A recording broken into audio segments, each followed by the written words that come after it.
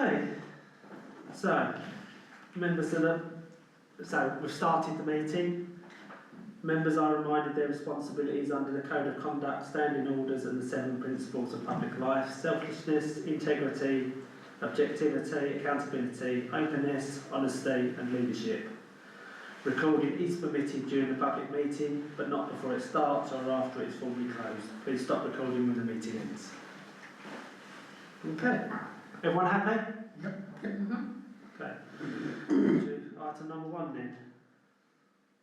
I'm going to keep it to the last 3 numbers as things. So item number 125, apologies. To receive any apologies, valid reasons for absence, give them to the clerk prior to the meeting. Everyone's here, so nothing to disclose.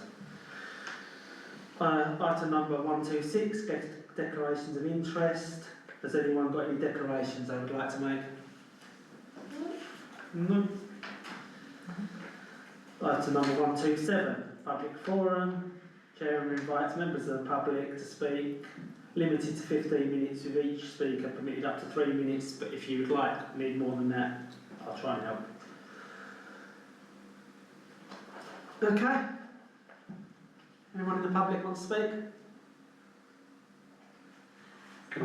I'm from Citizens Advice South Lincolnshire, and I've put in a submission for you to consider.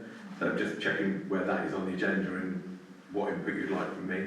Do you want to do it now, and then the gentleman can leave if you don't want to sit through the whole meeting? That would be my preference. That's fine. Okay. That's fine, yeah, carry on. So I made a submission to you to request some funding for a service that we've been delivering since April.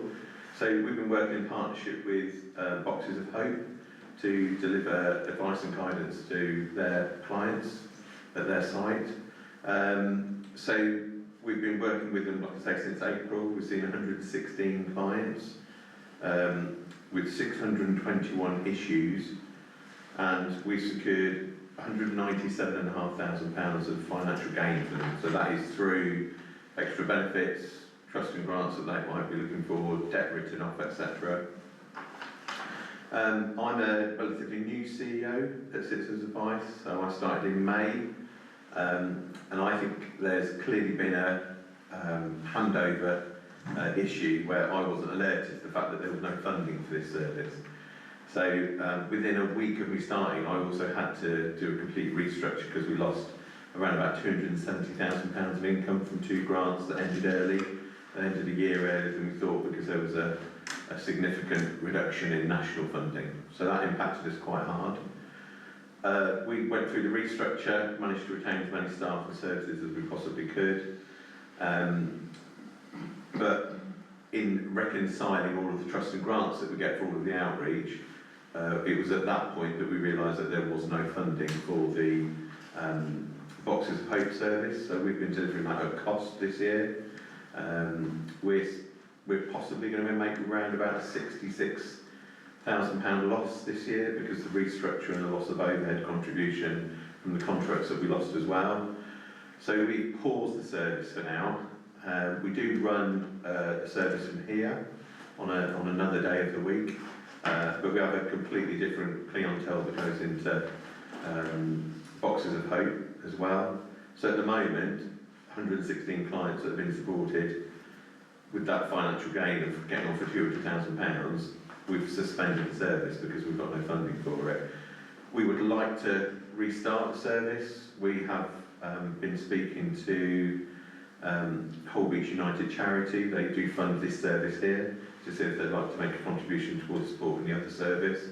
And so we're reaching out to you as well, just to see if there's any opportunity of any funding for the rest of this financial year so that it doesn't increase the organisation's losses, but that we can actually maintain some degree of service with the Boxes of Hope clients. Okay, thank you. We'll take some detail and get back. I think we've got the details, we've got all the information, we've done the grant application form, well, bits and pieces. Yeah, I've sent you the details about it. So. Yeah, so we'll discuss it later in the agenda and then we'll let you know what our decision is. Have you got any questions at the moment about the service, or is what I've been provided enough? No, I don't personally. Anyone else here? No, there's plenty of information there for me.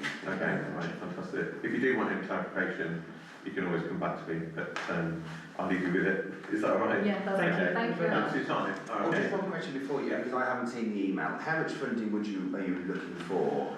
So it costs us around about 10,400 for the year. So we're just basically asking for anything towards that 10,400 because it's going to cost us that for the year. Some funders don't like to do retrospective funding backdating into April.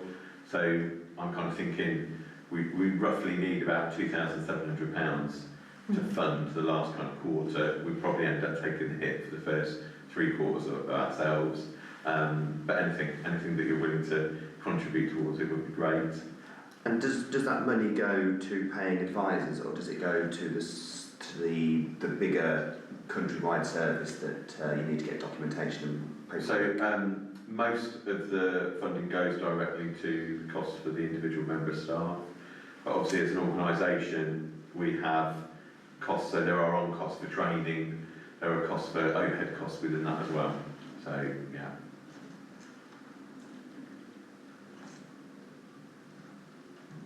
Thank you very much. Okay, all right, I'll wait to hear from you then.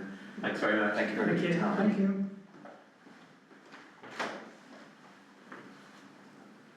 Anyone else would like to talk? Yes, probably unsurprisingly. Positive point, actually, to start with, I attended the Winter Wonderland event. Very good, really enjoyed that. I think it was very well put. One comment, I checked with my other half actually before I left the house, we both made the comment. The DJ was so obnoxiously loud, it was uncomfortable, the level of noise that was coming from the DJ. I felt really sorry for the vendors that were directly opposite him. Maybe some ambient Christmas music the year after or something along those lines. But on the whole, the event was really good, really enjoyed that. I think it was a good addition. I don't know if it's run before, I don't know enough about whether it's been something that's run in previous years, but it certainly was, in my opinion, successful enough that it should perhaps be a year-on-year event, I would say. I've received a letter from your solicitors, of course it's not particularly confidential, around the judicial review claim. I forwarded that on to those who I retained for advice. Of course I'm not going to disclose what that was. There won't be a claim. All I would say is in respect of where your solicitor sets out that, I'm trying to find the quote, the minutes published gave a base for the meeting to have been sat in private, the agenda didn't. And so it's not for, in my opinion, for the minutes to provide the justification for sitting in private, it's for the agenda to provide the justification and from the agenda simply putting the confidential nature of the business. I can see that your agendas are now updated to include more of a specific reason. Whether that's off the back of this or not, I don't know, is much better. And I think that would help to avoid scenarios like this in the future. Of course, it hasn't cost you anything to reply to this, but no doubt there might be a hit on your insurance premium. So maybe keep that up in terms of a sort of prima facie justification on your agendas. But that's it from me. Thank you very much. No, not at all. Right, we move to item 128, reports from elected members. Receive reports from elected members of Lincolnshire County Council and Southampton District Council. I haven't got anything from this month. They're going through the budget process itself, which will be more into next year. And then hopefully I'll have some more bits and pieces to report. But it's a bit of a quiet month just before Christmas. All this, good. Minutes to approve item number 129, minutes to approve as a correct record the notes of the meeting the council held on 10th November. Has everyone had a look at the meeting? Has anyone got any issues with what's been written? No. No? Suppose that I sign that off then. Everyone happy for it signed? Second. Yeah. Thank you.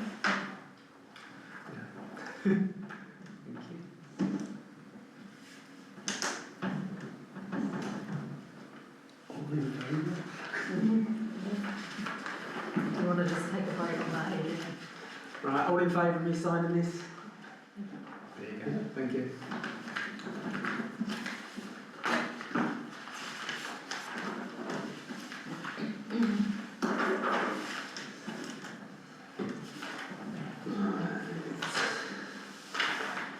Right, item number 130, to receive a report from the clerk. We've got a Clerk, is there any report you're aware of, Sophie? I don't think any report has been provided, so we'll leave that for a month. Item number 2, to receive an update of vacancies. I believe Sophie was going to get an update. Yeah, so in total we've got 12 vacancies. 10 are available for co-option and 2 are under notice for the 10 elector request form at the moment. One election period finishes on the 31st of December and another election period finishes on the 10th of December, after which they'll be available for co-option as well. So in total we've got 1 seat available in St John's Ward, 1 available in Drove, 3 in Herne and 7 in Townwood. Thank you. Item number 3, to receive, to agree the co-options that are submitted. I don't believe we've got anyone here. No, we have received. I was just going to say, you have received a co-option Yes, form. that's it. However, there was very little information on it, Yeah. and I personally wouldn't feel keen to co-opt anybody on such little amount of information. Yes. That person, I believe you mentioned, said he would turn up for the next meeting, so obviously we'll go with it if it does. So they gave their apologies for this meeting? Yes, they gave their apologies for this meeting. They basically asked if it would be over within half an hour. I said it wouldn't be, and hence they said they'd turn up for the next meeting. So do we have to co-opt him in or vote against or for now, or do we leave it? Are we waiting until next month? I would just defer that item to the next meeting.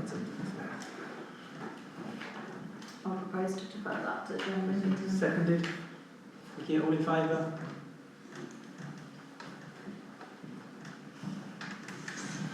Right, item 131, Finance and Admin Committee, to note the bank balances as of the 30th of November 2025. Sophie, have you got them to hand? Yeah, so...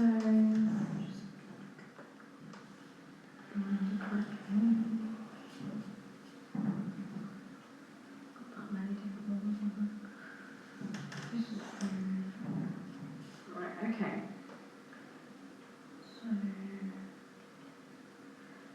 So the business premium account, which is the account ending 5394, is £101,997.44. That's that one. And then the current account, account ending 4844, is £3,638.0p.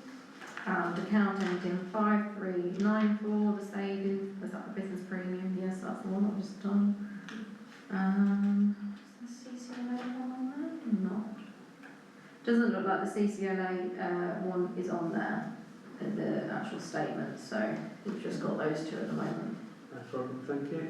It normally is a little bit late coming through in the post, so. Right. So, item number 3. Resolve to agree and consider options for the installation, management and funding of CCTV in the High Street in Carter's Park. Oh, sorry. Excuse me. Item 2, do we agree to that? On item number 2, to resolve to agree? Oh, payments. Yes. Yes.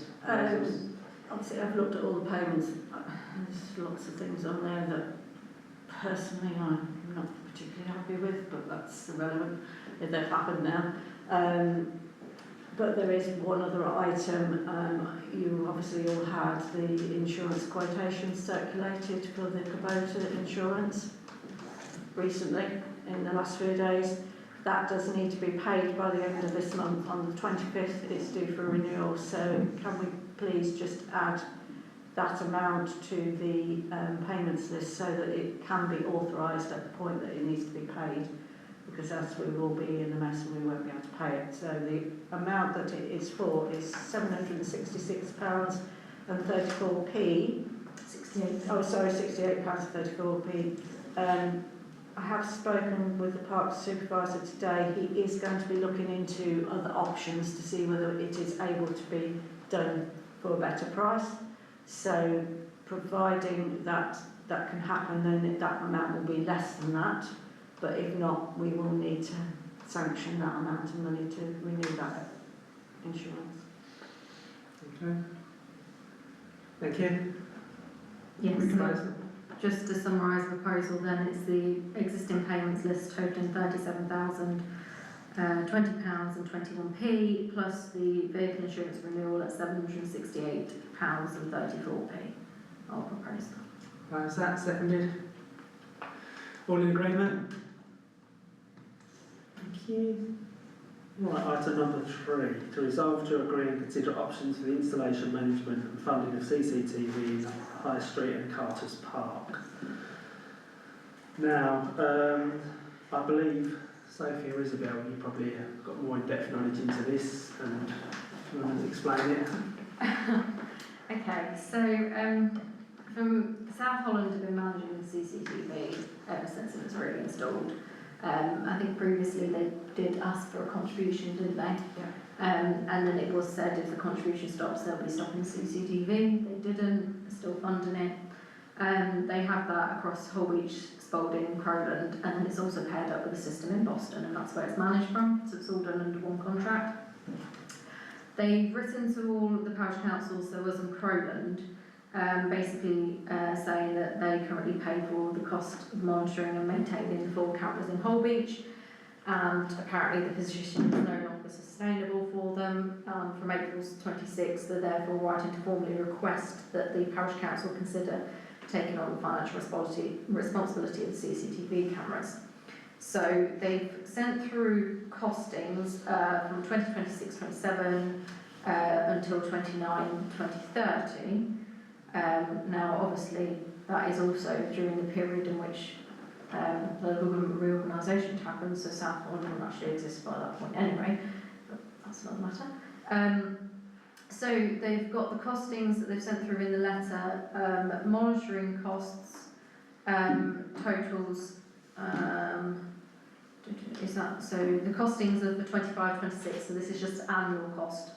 Total for monitoring in 1 year is £7,358.40p. Cost for maintenance is £763.68. Support services, but they haven't detailed what these actually are, is £3,475.64. And then communications annual cost, again, haven't detailed what that actually entails. That's £1,250 until 2026, but the annual cost will be going up to £2,500 after 2026.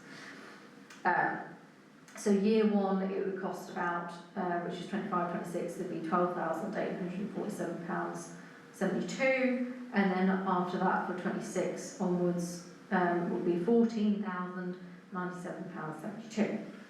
Sorry, 14,000. £14,097.72p for an annual cost of the CCTV. And I assume that's just the High Street, not taking into account the possibility of Carter's Park? Yeah, that's just 4 cameras in the High Street. Now that is 24/7 pretty much monitoring that they do with volunteers in the CCTV station at Boston. And all of them currently across South Holland are done under one contract, monitored at Boston by the same people. So they're asking basically to consider taking on the financial responsibility. They haven't really detailed what all the costs are and what they're for, but they haven't also said about whether we would be taking on responsibility for the management of the contract, because my main concern is generally CCTV is far more productive and better if it's managed at a larger scale across a wider area. If you're then divvying out the contracts to individual parish councils to manage, I can just see that going very wrong very quickly. Also, the question would be, if we were wanting to take on, is the monitoring financially viable? How much benefit do they actually get from the monitoring? I know when we queried that at South Holland before in the scrutiny panels, a lot of it is more than the police contacting retrospectively rather than incidents happening at the time and being reported. It does happen, but it really depends on the number of volunteers they've got and how many cameras they can actually look across.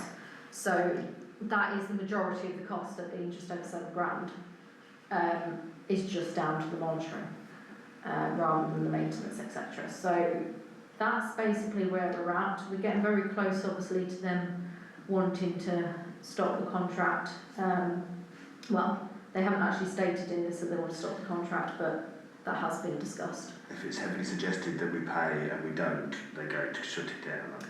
I don't know. I mean, again, the difficulty is they've only got, in effect, 1, maybe 2 years left that they would actually be there, and it's a 4-year contract. So I can see the issue is that they're going through local government organisation, they're trying to offload certain things to parish councils. My main query is at the moment, obviously Spalding does not have a town council, and Spalding is where the majority of the cameras are. So if the justification is, well, individual parishes should be paying for it because it shouldn't come out of the overall district pot, which is what I've been told by the portfolio holder, then what about Spalding? That's, you know, there's benefits to it being across the whole district, and the other key point as well is that South Holland has a whole community safety partnership that they work directly with the police and other authorities, etc. And currently all that CCTV is meshed within that and constantly being monitored, reviewed, directly liaising with the police. Now, if it's at a parish level, the likelihood of us being able to do that is very slim. So what is best for community safety overall, it being managed at a higher level across a wider area and integrated in, or it being managed at a lower level, whether we then discuss the fact that we would financially contribute towards that, but it still be managed at a higher level, that's up for discussion, to try and keep the system running. But 14 grand to South Holland is a pittance compared to 14 grand to us is a lot. I'm reticent because of South Holland District Council and the way that Holbeach is sometimes left behind Spalding. And if it's a district matter, then surely the whole district should be involved with it. And if they're paying for Spalding, then surely paying for Holbeach would be part of it. I think a donation towards the course is probably right, but that isn't going to take into account the idea of Carter's Park, is it? And also, Stookley has asked for some help in the Stookley grounds as well for CCTV there, which is a hotbed of activity, and county council are less inclined to be involved because they believe it should come down to the local area as well. So it says about there's Carter's Park, but there are other areas of Holbeach that we need to be aware of, that we need to possibly put some cameras in. And I would say that we don't want several different contracts spending loads of different money, paying for loads of different cameras, and we don't know who's got what. That's just my thoughts on it. And I know CCTV, Chairman, is quite high on your agenda for the safety of Holbeach, which it should rightly be. Yes, yeah, well, you've just said it. As far as I'm concerned, I do not want an incident in town or anywhere under our grounds where we go back to the public saying, well, actually, we decided to save a few pounds and we haven't got that footage. That is just not acceptable in my opinion. I tend to go for a contribution, i.e. we'll listen to what you said and we'll offer a contribution on the understanding that if that's not acceptable, etc., they come back. I don't want a situation where we offer it and they go, not acceptable, close the thing down. We can't have a situation where we do not have that footage. That, in my opinion, should be the way forward, offer a contribution. Don't know what people think of that. Mr. Chairman, may I suggest when is the cut-off April, did you say? So, I mean, the letter was sent to us in July. Oh. Yeah. Yeah. It's well And they're saying about the position is not sustainable from April 26. So presumably the contract renewal was from April 26, but they would need to know what they're doing for their budget position, won't they? So Can I just be right and say we are happy in principle to make a contribution toward the cost of this. yeah. We would like to know exactly what the costs are, because we'd like to keep the cameras, but we think perhaps it would be nice if the new authority or the existing authority also made a contribution towards it. because it is a district-wide problem. Yeah, and just because the camera's in Holbeach, that doesn't necessarily mean it's just stopping crime in Holbeach. It's a wider issue, isn't it? Absolutely. You know, people don't just stay in one place. Absolutely. Leave the door open, see if we can negotiate Yeah. a bit. Okay. So that would be. Do we have a figure we want to go up to, or we're not wanting to reveal that at this point in time? We don't want to reveal it at this point in time Okay. because it's public here and then you know what happened. Just want to be clear for the minutes. that's all. Yeah. That's okay. I agree that we should offer a contribution, however, we're going to have to do that and get a response back from them as to what sort of contribution they would be looking for fairly swiftly, because we've got to set our budget the same as they have, Yeah. and we do need that figure Yeah. for our January meeting, so I think we're going to have to give them a bit of a deadline, that we need a response back from them by X date, so that we can consider it fully. Reasonable. It's all that at the moment, costs and budgets are in the air because, as you say, we don't know exactly who's going to be controlling it. Neither the Southall, neither the county. It depends on which scheme government decides group they're going for. And we won't really know anything about this sort of thing, who's going to do what until then. And so we're having to guess in advance what's the best thing to do, and that's not easy. And I'm presuming they'll only enter into a short-term contract anyway, Yeah. because they will all have to be passed over and renegotiated with the new authorities, so.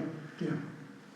But theoretically, we couldn't necessarily have a monitoring station in Holbeach because I can't think of where it would go. So therefore you'd have to get it out of town anyway, wouldn't you? Yeah. But this does give us a ballpark figure for our future endeavours with CCTV within the town, isn't it? It gives us some financial, because I don't know how much CCTV, I know how much it is to stick it in a room like this, but to stick it in a town, I wouldn't have a clue. So this at least gives us a figure to work on within our own budgets for the Carters Park and possibly still be feasible to move forward with. So the issue is if they want a large donation and we're really willing to give, then we're at a bit of an impasse, aren't we?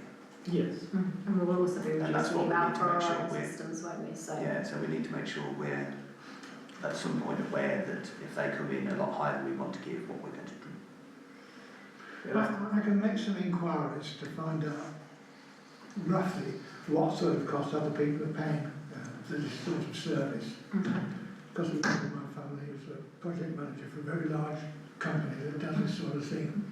They wouldn't touch anything as small as Holbeach, but they might give me an idea of what sort of cost per camera it might be, for example. Sophie? The only other thing to be mindful of is as well what Crone and Parish Council might be doing. I know it's a different area, but if they're going to say yes or no, what stance they're going to take, that, you know, if we say we're going to contribute and they say they're not, then that doesn't really solve South Holland's financial position. It might be worth just touching base with them to see whether they've already made a decision in response to that. Sounds sensible. Yes. When is Croman's meeting? Does anyone idea? I think they may have already considered it at their parish council, I believe. So I'm not going to find the meeting, the minutes online. Yes. I can ask one of their councillors who's also a district councillor, Yes. because we've spoken about this before. So the proposal is to, well, we've got two parts of this, haven't we? We've got the CCTV in the High Street, and the proposal is to offer some sort of contribution, not put a figure on it, see what they come back with, perhaps have a further discussion whether that's a yes or no. Yeah, and we'll say that we need a figure or something by our January meeting date. Yeah? Yeah. So that's the proposal, seconded. All in favour? There you go. With regard to Carter's Park, well, I think we need going based on them figures. As you say, I think in our budget, I think I've put a rough figure of how much I expect it to cost. So I think that's more of a, we can move that to how much we've got in the budget later.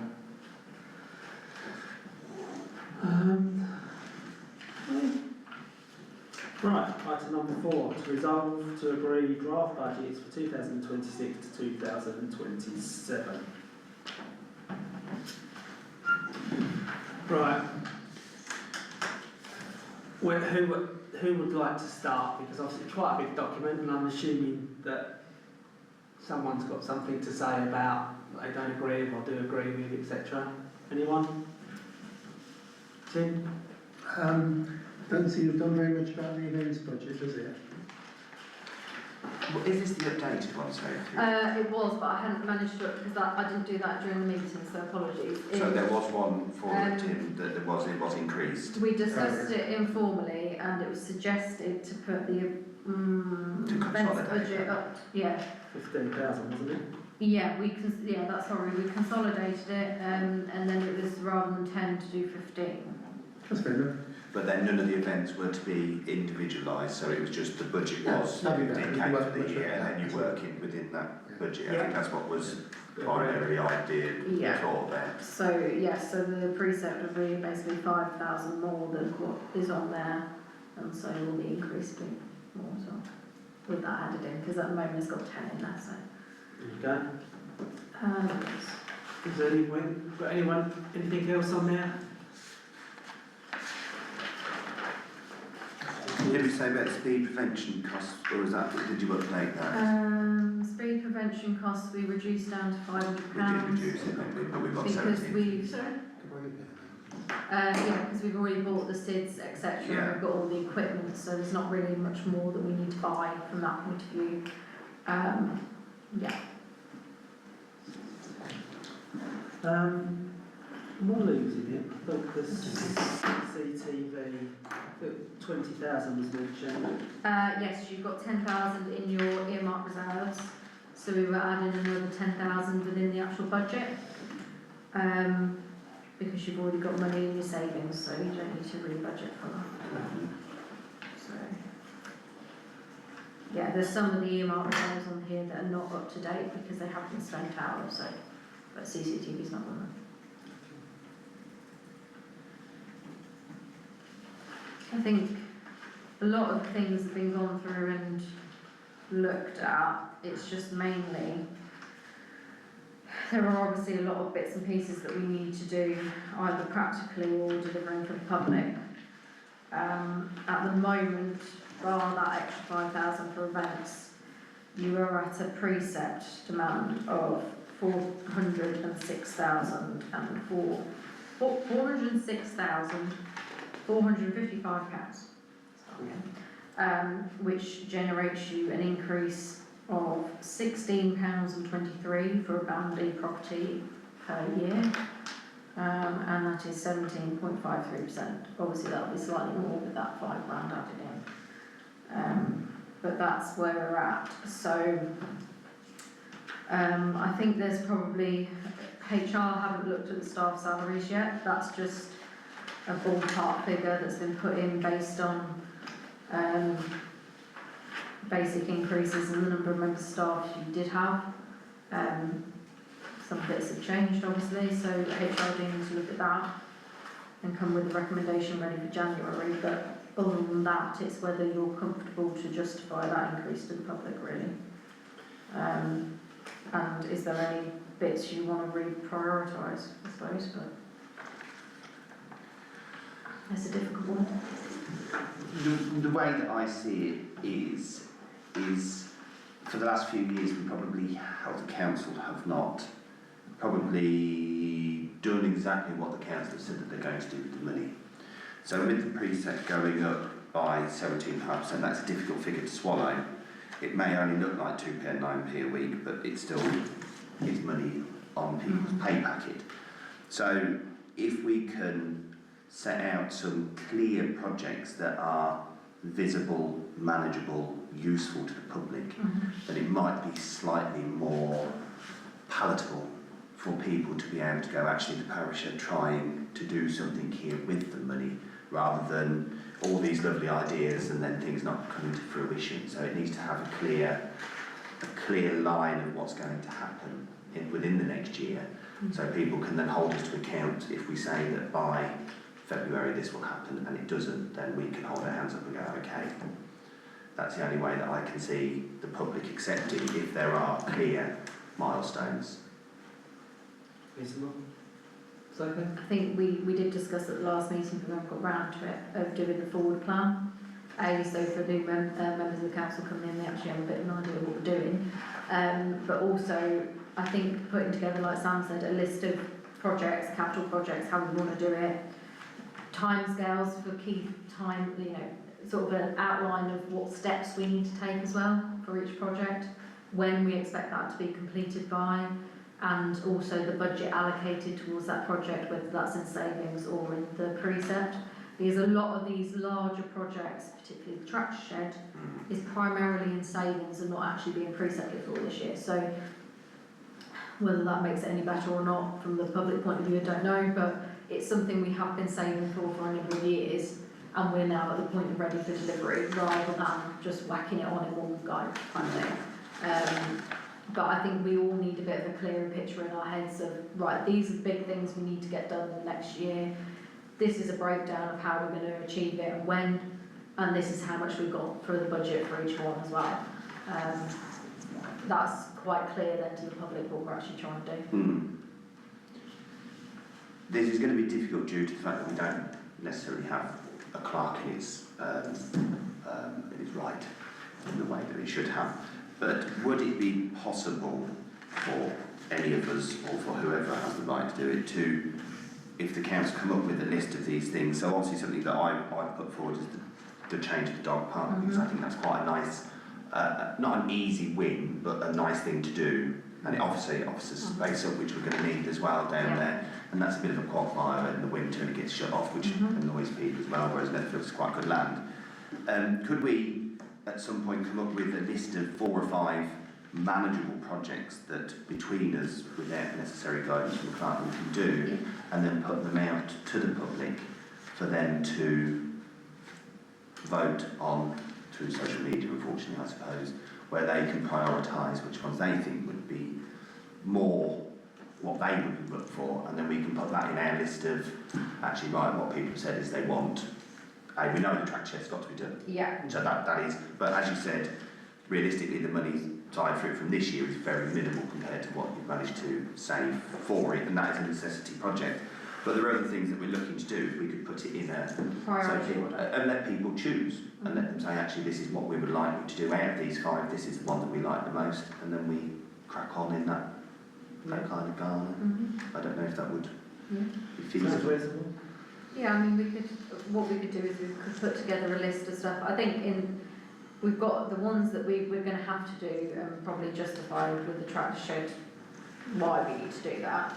But I think it might be also worth telling them that certain things that we discussed in terms of moving the tractor shed, but also moving the dog field, etc., actually unlocks another area. So by moving the tractor shed, we will get the pavilion back, which could then be turned into a community use, etc., which we have got some budget for, but that's potential to build year on year. So it's kind of reformatting and remaster planning that whole park and our areas to better utilise it for the public. That's what we're trying to do.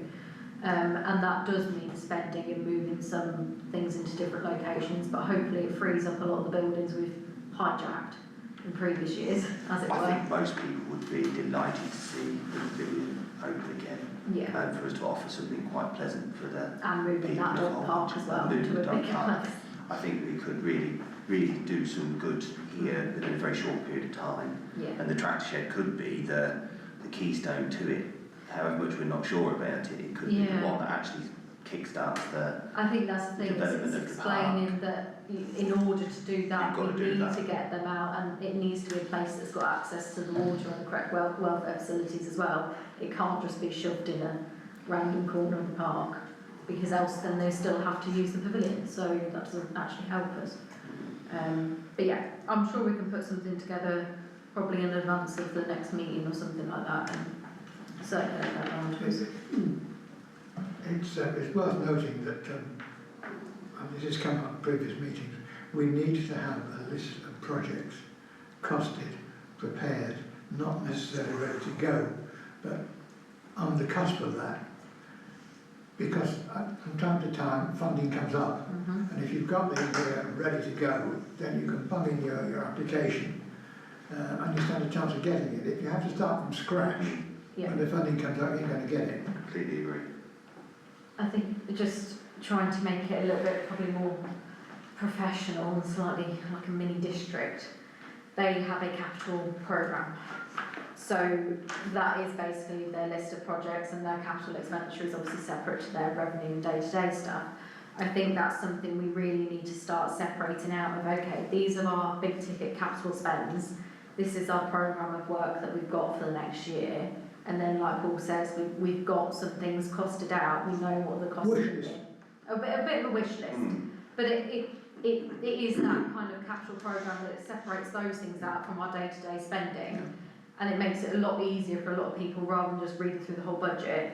And that's the thing that we really need to be keeping on track of. Okay, well, have we met this deadline? Are we on budget? Do we need to move money to it? All the things that normal businesses or districts would do on a regular basis when they're reviewing their capital expenditure. That's what we really should be doing, because our budget is going up to quite a larger scale. So we need to start acting like we can manage a budget of a larger scale, Yeah. as it were. Tim? I'm very pleased to see that the community grant's been increased to 10,000. That's it should have happened years ago. So that's good. That you get a decent uptake on that. That should do an awful lot to help to sway this issue. The other thing is, the nature reserve suddenly requires £12,000 spending on it, and nothing spent in the previous couple of years. That seemed a little bit strange to me. And also the toilets, I mean, £10,000 spent in it, having had 9,000 spent in it last year and £8,500. I don't see £8,500 having been spent in toilets and 9,000 a year before. Why do we need £10,000? It may be the case. I'm not a part of open spaces. I'm quite happy to listen to Isabel on this. I'm not here to pick holes in it. It just seems rather strange that you've got a sudden expenditure of £12,000, a big expenditure for nature reserve. It may be that is actually required, but just a little more information would be useful. That's all. Isabel? Okay, so the nature reserve is based on fencing around the frontage, because the fencing there is not adequate at all, and people are getting in there, and there have been reports of people actually swimming in there, which is dangerous. It's not a place that you'd want to be swimming, so that is based on the ballpark figure that we believe it's going to cost to put in a decent fencing at the front to stop people accessing. The toilets, absolutely understand where you're coming from. The money has not been spent on the toilets in previous years. It's been budgeted for, but it's never been spent. But we do now need to decide on what we are going to be doing with the toilets. Are we refurbishing the existing ones? Are we going to be looking at trying to utilise toilets that are within maybe the pavilion building, if once that becomes vacant? But we will need some money to be able to upgrade them. So the point is to put a lump of money in there, and then decide on where the toilets, which toilets are going to be refurbished. There was talk about probably having another pod type thing within there, but I don't believe that that's the most sensible route to go. We have got existing toilet facilities, but they do need a major upgrade. Okay, yeah, I'll take that on board. The only other thing I want to query is the large plant machinery mills. What we're talking about is the Kubotas. Effectively, what we're looking at is a sinking fund to replace a Kubota every 10 years, effectively. So 26 grand, about £2,500 per year put aside, we'll buy us a new one, effectively. But £10,000 is going to buy us 4 Kubotas in 10 years' time. So I just wanted to clarify, I think that's rather a large sum to be allocated for large plant machinery mills. That's all. Isabel? That's again mainly because we used a large amount out of that fund, because we bought a new Kubota this year, and we've also bought the truck this year, so we've utilised quite a lot of that fund, so it needs to be replenished quicker than maybe we normally do it. Because the other Kubota may or may not need replacing within the next 4 or 5 years. 4 years, yeah, Okay, 4 or 5 years. I'll take that. And also there are other key pieces of equipment that they are looking at potentially purchasing, like a chipper and things like that, which is a larger piece of equipment. So it was putting enough in there so that we can replenish what we've already spent, and also have a bit of a buffer for the next. Okay, that's fine. I have one last question. So if I remember last month, money had to be shifted from A to B to help because the budgets have not been managed properly. Does this budget take into account what's happened this year to make sure that money has been allocated in the right place for the right time, so that we're not short come December next year? Because that'd be rather embarrassing if it happened again. Yeah, so a lot of the work we've done is also reorganising the budget, so there are less codes Yeah, yeah. allocated Yeah, and all that sort of thing. So you don't have it all split down between like Carts Park, Park Road Cemetery, etc., and then have to move budget from one to the other if you need it in Carts Park, but it's all allocated to Park Road Cemetery. So that's part of it, but also it's particularly around the plant and machinery stuff and the environmental maintenance, etc., and the horticultural. So a lot of the open spaces ones is where we've had the budget pressures this year. So we have increased the repairs and maintenance for plant and machinery specifically, because we've had a lot of repair work that's needed, and we've obviously got more vehicles needing repairs now than we had before. Similarly with the vehicle insurance, that's covering the truck, which was not budgeted before as well. And then we've also added another one in there for hand tools and equipment, because we've had to buy an awful lot of hand tools and things like that, and it's never been budgeted to replace hand tools, which obviously Yeah. parish and deal with a lot quicker than your larger stuff. So that's particularly the area that's been focused on, and it's just basically making it a little bit simpler. So you've got one larger budget for say repairs and maintenance for, I don't know, play equipment, rather than going, okay, you've got one small budget for Carts Park play equipment, Yeah. one small budget for this, and then you have to move it between all of them. so in your professional opinion, you think that this should cover the year? I know it's Yeah. impossible, because a budget's a budget and it's It's impossible. budget's a budget, and the difficulty is there's a lot of changes been made in this year, and we're only halfway through the financial year, so you've got to kind of predict where you might be at the end of the year. But based on what we've seen thus far, this looks like it would I cover. think the projection should But yeah, it'll be a little bit difficult because it's a new chart of accounts, and it's we haven't had a whole financial year with like the larger truck and things like that yet to see what the overall expenditure will be.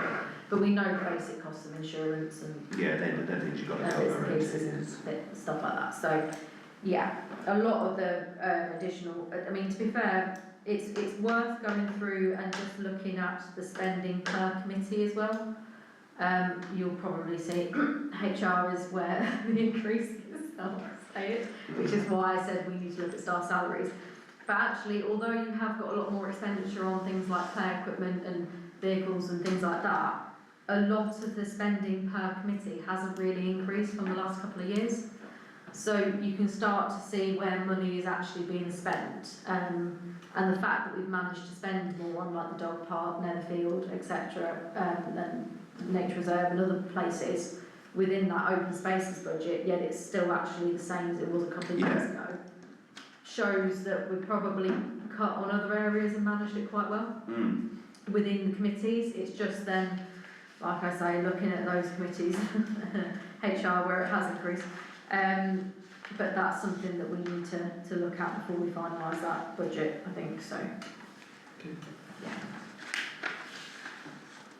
So we can't really agree anything at this stage, it needs amendments, doesn't it? The agenda item is agreeing the draft budget. So you can agree this as the draft if you want. You can suggest what particular areas you want to look at between now and the next meeting. And then the final budget and preset will be set in January, so. So we've only got the extra 5,000 that was missed off, wasn't it? Yeah, so From the events. extra 5 on events, and then I would suggest the HR budget needs reviewing with the committee. Okay. And possibly CCC. It's a draft budget, I suggest we approve it as a draft. Yeah. Yeah. No, I propose that. Is that I'll seconded? second it, I'll second it. Are we in agreement? And thank you, councillor Hutchins, for doing it. That's okay. Item number 5. Well, item number 5 was discussed earlier. We had a speech by Public Gallery. John agreed to funding as requested. Should we discuss that now? How much money do we have in community grant budget now? It's 3,000, is it? Yeah, but I believe that's all been spent. Is it It's been spent, has it? Yeah, that's my point. What you have got in your budget for this year for grants has already been allocated, so we have no more left in the pot. The gentleman did mention that they have asked for funding from other sources. I wasn't at that meeting on Friday, but I have seen the minutes where that was discussed. There are concerns that they have raised around that potential, the potential, why it is in the position that it's in and why it can't be funded from a particular source. Right. We already fund this service here, and he didn't give any information about how the service here is stretched, whether it is at capacity. If that isn't at capacity, then surely those people that are accessing it currently at Boxes of Hope could access it here.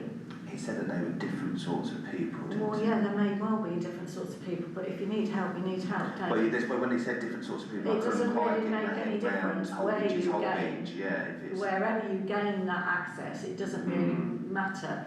There is no way on this earth, even if we had the money, we could not afford to pay for the full amount of funding that they're looking for.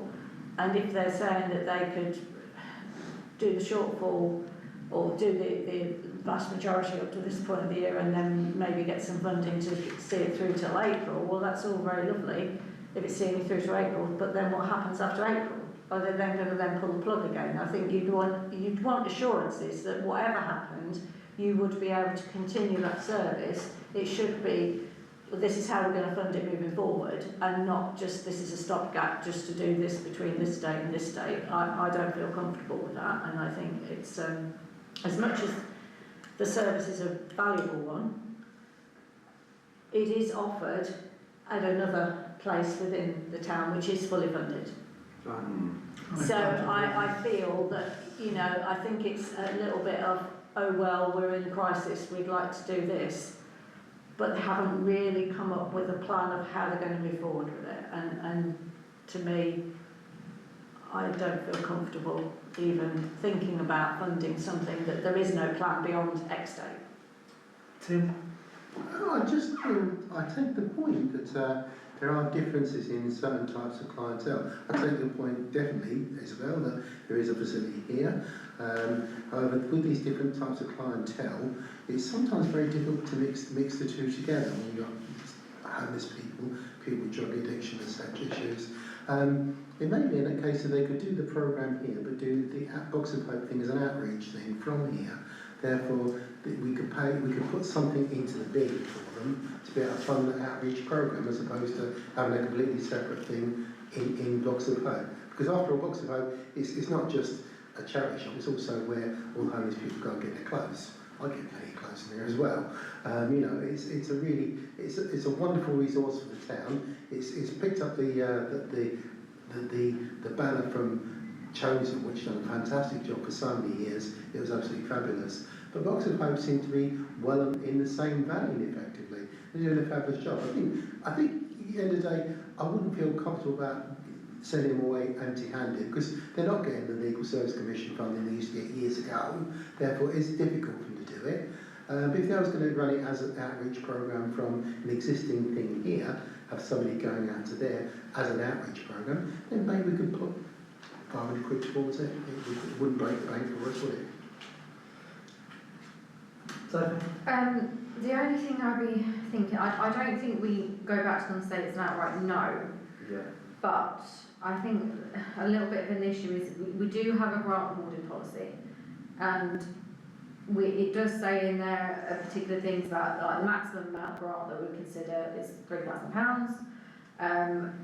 We won't do that. We expect that groups or associations will be self-funding first as well, so that's a bit of an issue with this one. And any requests can be no more than 40% of the organisation's annual turnover. And it does say about requests for funds over £500 must be accompanied with the latest set of annual books for the group. And a projection to demonstrate where and how the money will be used. Now, we've got some bits of information, but I don't think we can basically blame the individual because I don't believe they probably have been necessarily directed to the grant policy and what our requirements would be.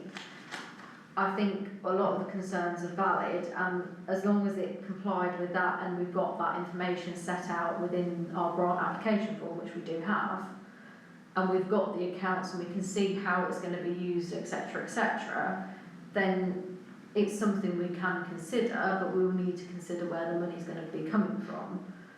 It's just a bit of a problem of we've been presented with bits of information, quite a lot of money. We don't quite know how much is really left for this end of financial year. It'd basically be 10,000 and a bit divided by 12 times by the rest of the Well, he said money. 2,700, didn't he? Exactly. I think his verbal explanation was probably better explained it than the information we've got, and it doesn't. My only concern is we expect this from like a village hall to comply with that and the information. This is a much larger organisation with a lot of that money. Yeah. Citizens Advice Bureau. Yeah. I mean, I know that that's a large company that is. If they were going for official grants through other sources and they're getting, grant incomes of, what did he say, about 400,000 or something like that, they get income funded from the government, they are able to provide this information if we require it. I appreciate we may not have asked for it, but I think we need to do due diligence and make sure it's done correctly.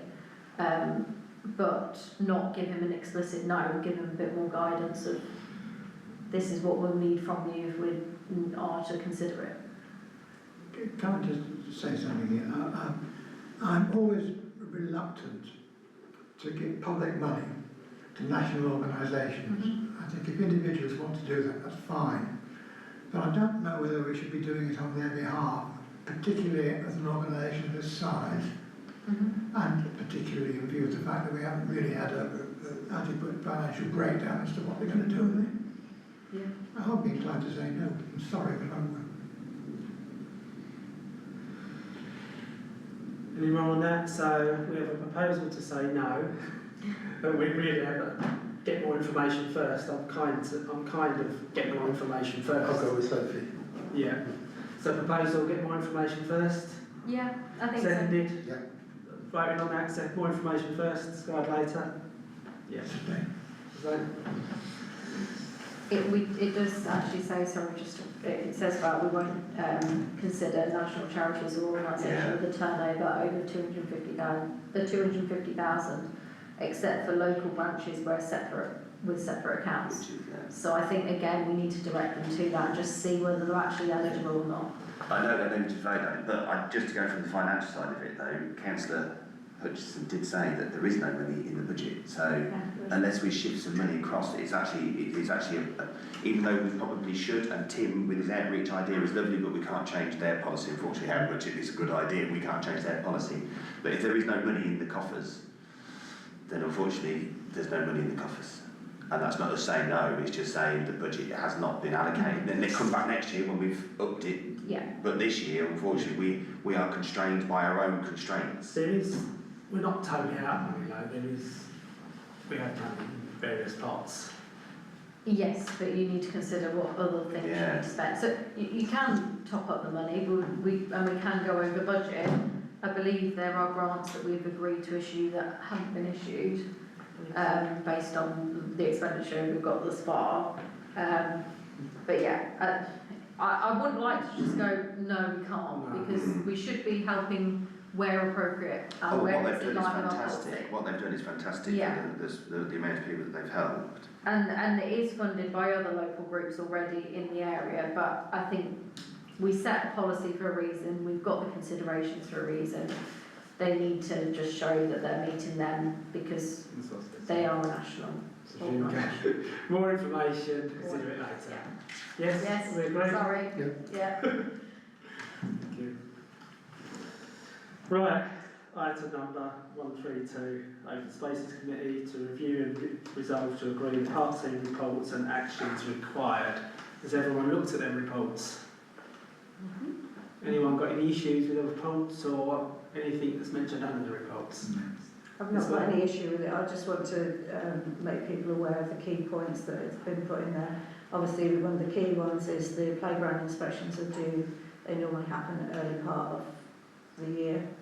So obviously we've had the quote come through for all of the areas and we just need to agree that we can instruct them to do so. So that has been one of the key points that are on there. And then there's the fuel card that to look into if that's what if we want to go down that route. And then there were a few other little bits and pieces. Around the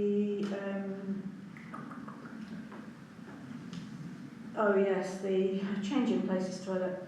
Our park supervisor has been extremely busy today trying to track down the company that put it in and get quotes from that, so they will be coming through, and I suspect that we won't have enough in the budget at all for this year, so that again will be needing to be considered for our budgeting, because I think it will be horrendously more than what we think it's going to be, but he's hoping to get those figures to us within the next 3 days, so we will know what the repairs are likely to be to replace all the things that have either been damaged or stolen.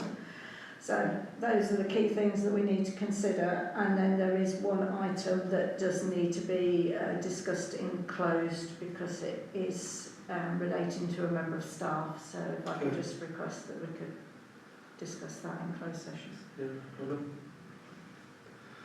Okay, do you have a proposal? So, just to clarify, so the actions are that we are, the quote for the playground inspection is £386 for next year.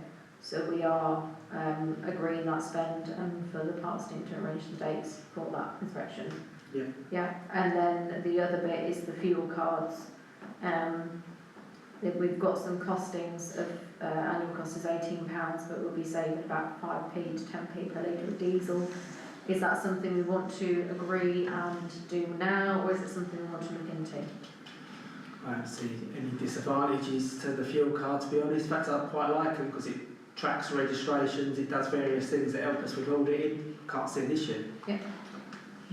So the actions required then are the playground inspections and agreeing to have the fuel cards per each member of staff. Yeah? Yeah. Okay. Opposed? Seconded? All in? Okay. Item number 2, to discuss and resolve to agree replacement fence around Holbeach Football Club. Who's that one? Isabel? One of the committee members, don't know what her actual role is, contacted regarding the fencing. It's the fencing at the front, alongside their main gate going in and going towards the social club. It is in a poor state of repair. It's just basically old fencing. They would like to have permission to replace it, which is not an issue from what I can see. However, I did say I would look at the lease because I don't know what it actually says off the top of my head as to who is actually responsible for replacing the fencing, whether we are or whether they are.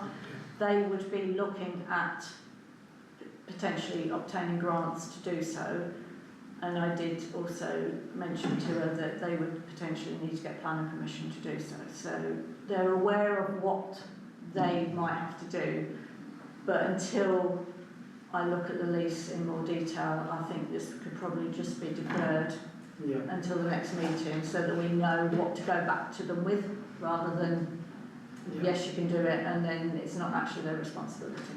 No problem, sounds fair. Proposal to defer? Seconded?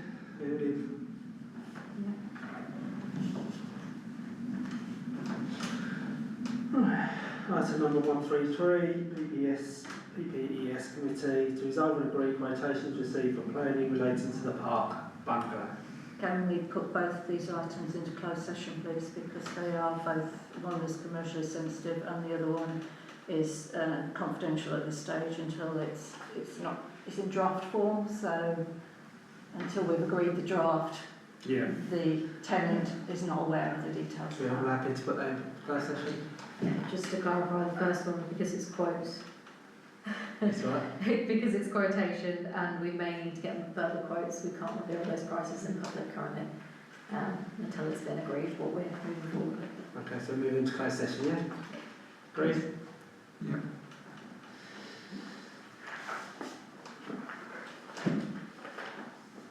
Right, item number 134. Events and PR Committee to receive a report from the Chair of the Committee. Well, that's me then. It's you. Well, what a year this has been. The events team delivered a bumping year of great events that have been thoroughly enjoyed by the people of Old Beach, who despite some truly shocking weather continue to support us and turn up in very large numbers and always give us positive reviews. Following a very successful summer programme, we have recently been hosting the autumn season events, these being the Halloween, Remembrance Parade and most recently the Christmas Fair.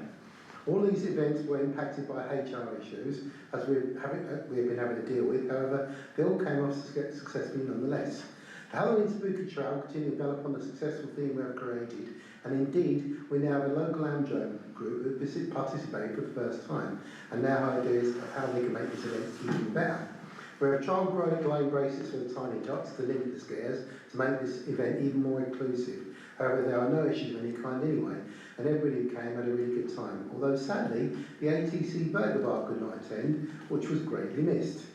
The Remembrance Parade went off flawlessly, although sadly we had to make do with recorded music, as our bugle has now gone to university apparently, and it was not possible to get the band to play. Holbridge Town Band were requested to participate, however they did not take part due to lack of musicians.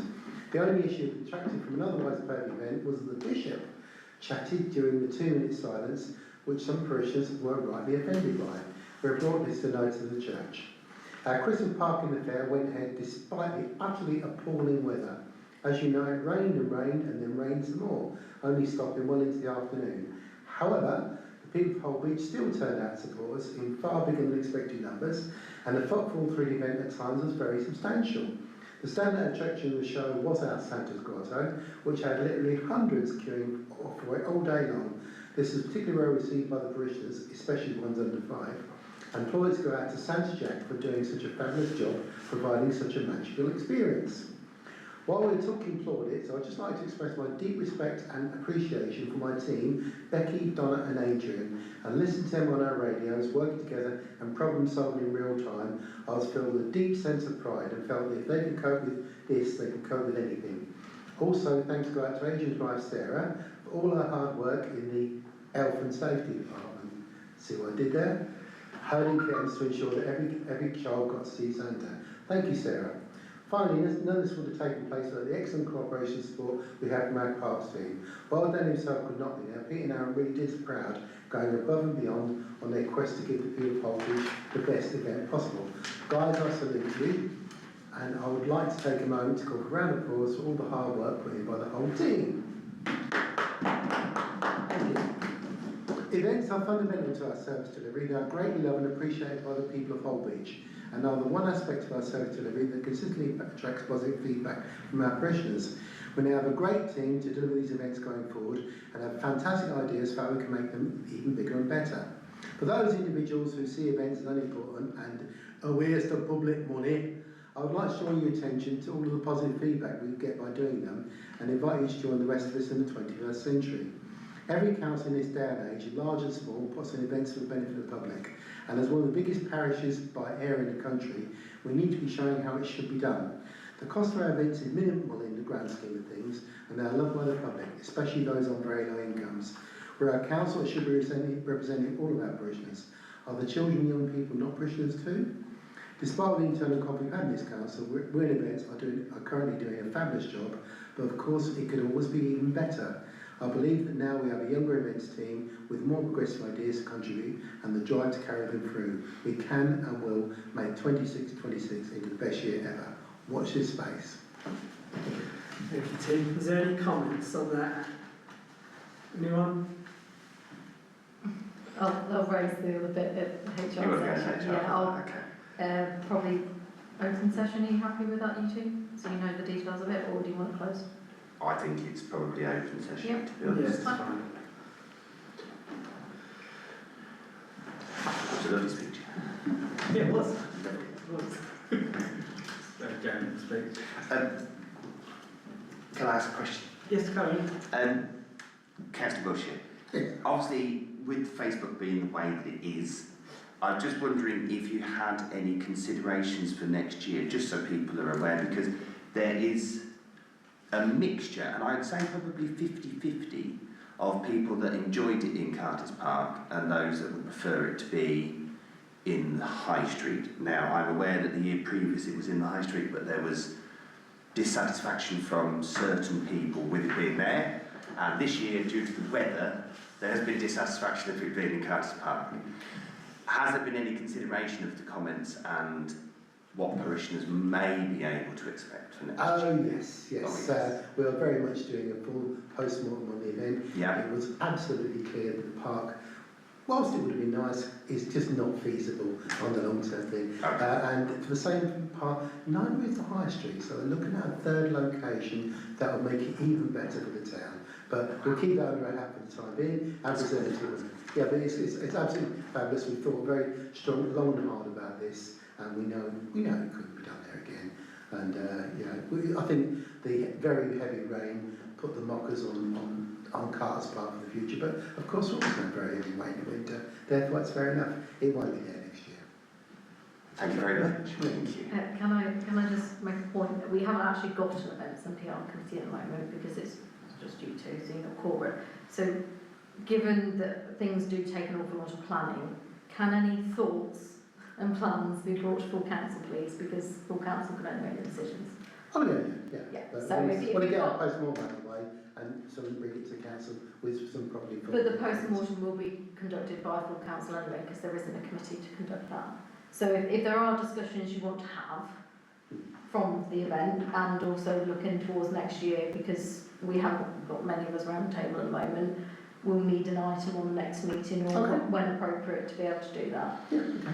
It's fair enough. Yeah. Yeah. Right. Item number 135, policies to resolve to agree to amend all social media policies to allow any employee access. Now, just before we jump on this, there might be some suggestions around it. We may suggest that it should be all employees, it may be certain individuals. It's really so that we can get stuff on Facebook with the resources we've got at the moment. Isabel? Yeah, obviously we had a conversation, didn't we? Yes. Yes, we need to be able to post on Facebook, absolutely agree with that. However, I don't think it's sensible that all members of staff should be allowed to do so. I think office staff, absolutely, and maybe the park supervisor, because say they needed to shut the park at short notice because there's a tree down or whatever, then that would be sensible for them to do it. But if you open it up to all members of staff, then that means basically that anybody can post anything at any point, Yeah. which has not automatically been authorised by full council. So you're put. So I would propose that it's only office staff and the park supervisor. Seconded? No. Can I just Yeah, have a quick retort? Yeah. My issue with this is, having been on Facebook this evening before the meeting, the last thing that the council posted, I think, was 27th of November. I might not be right, but it was to do with the Christmas fair event. We are now on the 8th of December, so that's a new fortnight, is it, since anything has been posted on the Facebook page.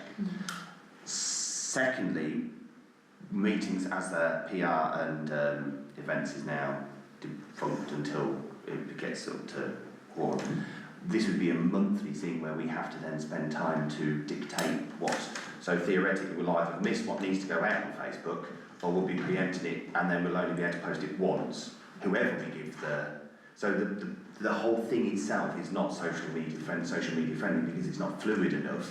Whereas social media is a fluid, as you know, Yes. it's fluid. It's not like a newspaper report that goes out once a week. This is a daily updated thing. So if you say we have to tell somebody who works for us to post something on Facebook, we'll have missed the boat. Yeah. So my worry is, yes, not every member of staff can post on Facebook, like at the moment, no councillors can post on Facebook, but where is the fluidity to post things on Facebook and Twitter and any other things that people might use, because I'm not allowed to, any other social media. So realistically, the clerk is still the press officer for the council, so they're the one that can authorise the press releases, etc. In terms of posting on Facebook, a lot of it is just posting factual information of either, okay, you've got an event coming up, or the park's closed because of this is a notice, this is an agenda, blah, blah, blah, blah, blah. All of that is factual information and can be published by any member of staff who's authorised to go onto that account. Now, I think the issue is some of the policies are a little bit confusing.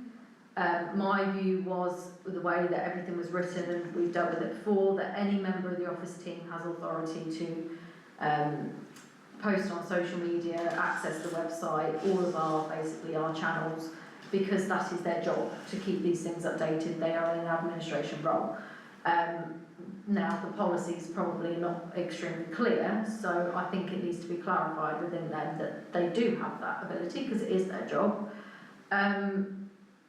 In terms of issuing press statements or anything that's more, I don't know, controversial or opinion based or speaking on behalf of the council type situation.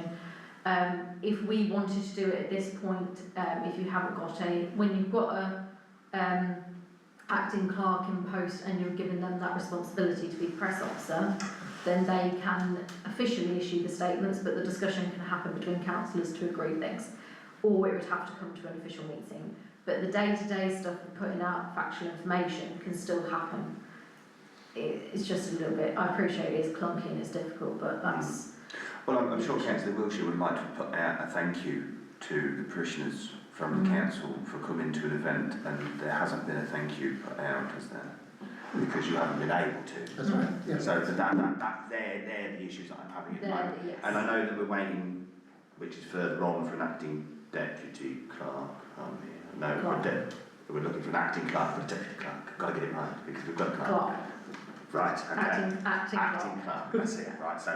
So I mean, these are the issues that come about, and what we're trying to do is prevent these things from happening if they happen again, because then we get things in place. Now, I don't know if this is the right time to change policy, but I'm just making it clear that we need to have something in place, in my opinion, so that if a councillor does wish to thank the parishioners for joining his event, that he has the ability to do so if we don't have, or if the clerk is sick, or we don't have a meeting within a certain remit of time.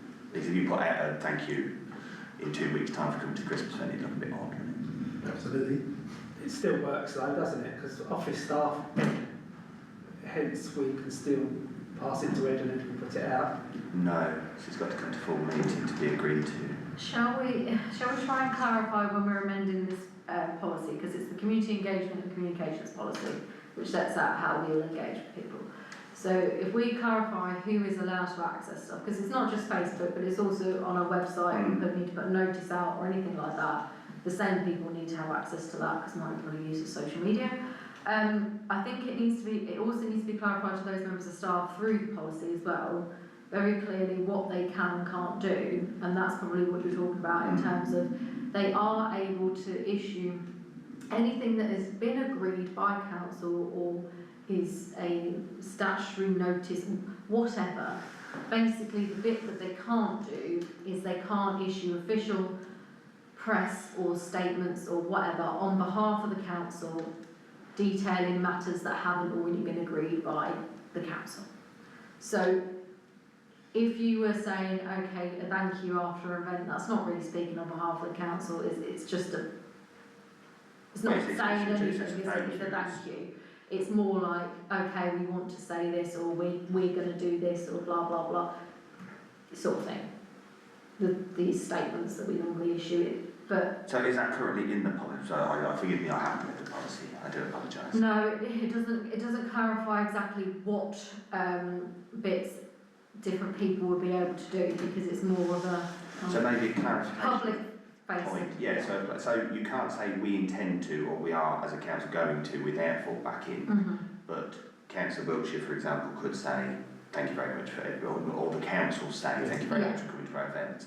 So if that can be put in there, then I'm quite happy to... Basically keeping it to simple factual statements, either providing information or showing gratitude or what, all the general bits and pieces that they need to do, but not committing the council to anything or making any... Then I will first Councillor Hutchinson's idea of office staff and the head of parks. I think that's That makes sense for me. Yeah, opposed? I'll second. Second. Pauline?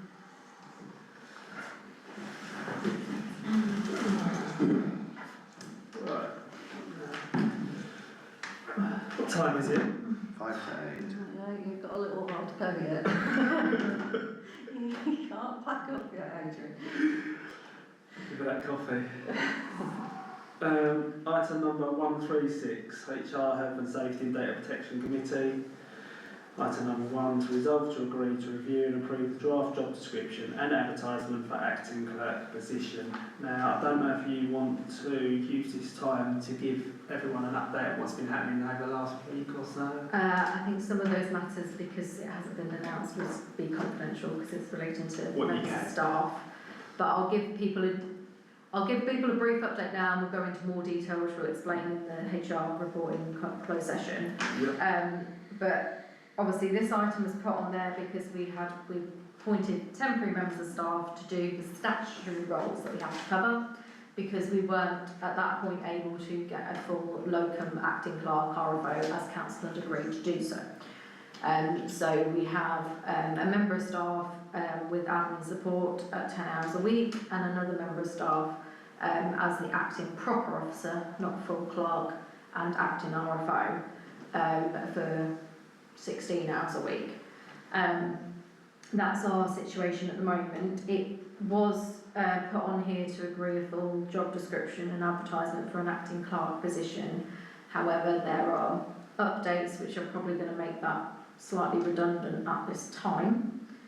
And we have had a couple of offers through as a result of the confidential bits we need to discuss later for a locum clerk and RFO through the Local Government Resource Centre, which is an official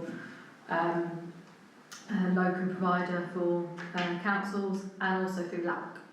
So basically the original plan that we had, but they didn't have at the time, they have come back with a couple of options.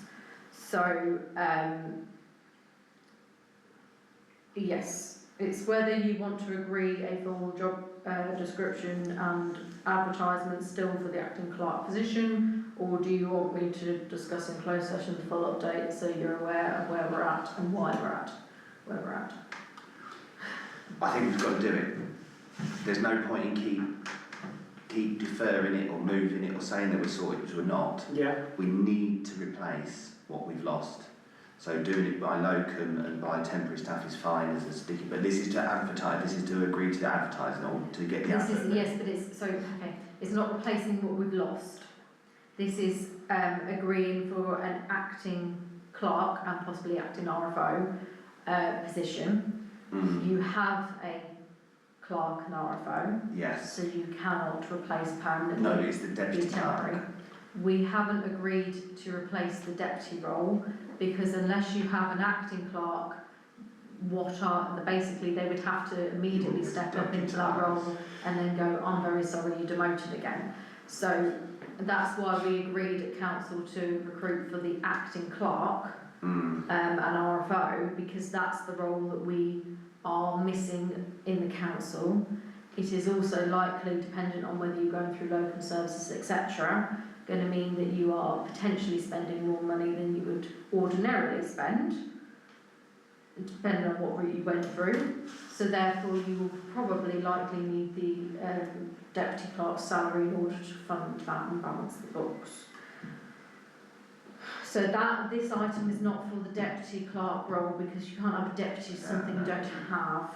But we do have a clerk, so therefore we will know, because as you said, the deputy would then have to step up to be acting. And That's why we're doing acting clerk. I mean, as we discussed at council previously, the council's favourable position would be to have somebody who is qualified and experienced, because we have got newer members, we've got an awful lot of work that needs sorting out, so we haven't also got anybody to train this deputy either, which is the difficult position we're in. So it's not a sensible situation to put somebody in where they may well not have any qualification. If they have got the qualifications, they should be going for the acting clerk role or the deputy role. If they haven't, we haven't got anybody who can train them, because you see what I mean. So it's kind of a catch-22. This whole situation doesn't actually make any sense, does it? And I'm trying to unpick it. Yeah. And I can't, because we seem to be stuck in this quagmire of employment where we can't move forward, so therefore we've got to spend money on temporary or locums. But once you've spent that money on your temporary or locum, you haven't necessarily got the money to do your acting, but you can't employ a deputy to a locum. Can you employ a deputy to a locum? What, a locum deputy? No, if you've got your locum, can you have a deputy clerk who works under the You locum? can do, but the priority is basically sorting out that acting clerk role, because until you know who is in that, what their capacity is, how many hours a week they can do, etc., then you don't know what you necessarily need to support that. And the other point as well I'll make, which is another discussion for the salary side of things, is the way that this whole situation has worked out and contracts changing and people not being at work. We haven't actually ever had 3 full-time members of office team in the office for any length of time. Right. So although you have got 3, or you did have 3 staff employed, due to the, people going off, and also originally the deputy clerk's contract was part-time and then was put up to full-time eventually, you never actually had a long period of crossover where you had 3 full-time members of staff. So to just jump in necessarily and replace fully what you did have on the books may not be absolutely necessary, and the recruitment process for the deputy clerk role, if you want to do a deputy clerk role, or if you want to look at, whatever you need really, depends on what skill set the acting clerk RFO's got as to what you need to balance out realistically.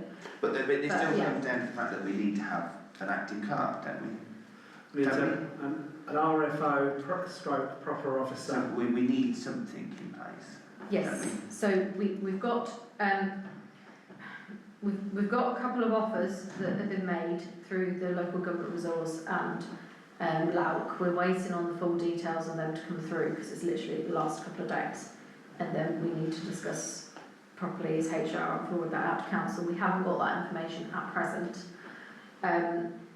The situation, as we know, which we need to explain to these guys in closed session, has changed slightly. So while we were thinking, oh, that's fine, and then we need to recruit, we may have longer time to do this recruitment. We probably haven't. Yeah. So then it would make sense to agree to the advert, would it not? yeah. So the question. That's what yeah. the thing is to agree the advert. The main thing is, in terms of the details, when you're going through a lot of these places, obviously last time we just said, okay, get a locum as quick as possible, budget £1,000, blah, blah, blah. Which didn't work. Which you need to be a lot clearer on what roles you're wanting them to do, how many hours a week you actually want them there for, what rate of pay you're wanting to do, etc., etc. And that was not agreed, so therefore we can't put an official job advert out for that role.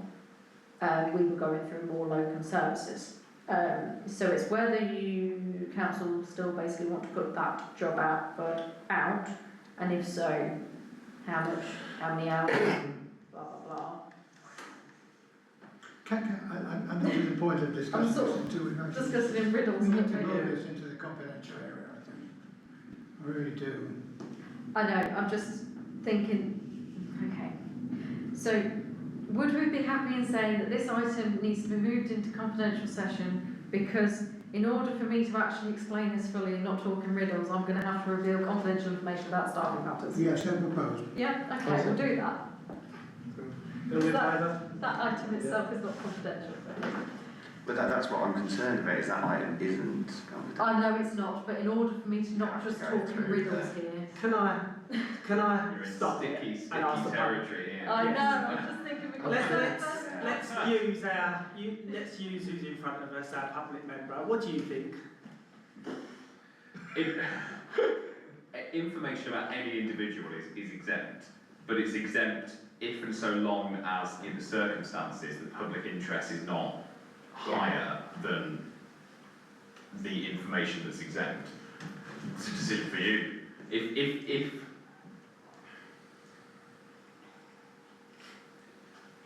If you're going to have to discuss information about an individual to discuss the item, then the item is exempt, I would say. Unfortunately, much as that contradicts the position I normally mount.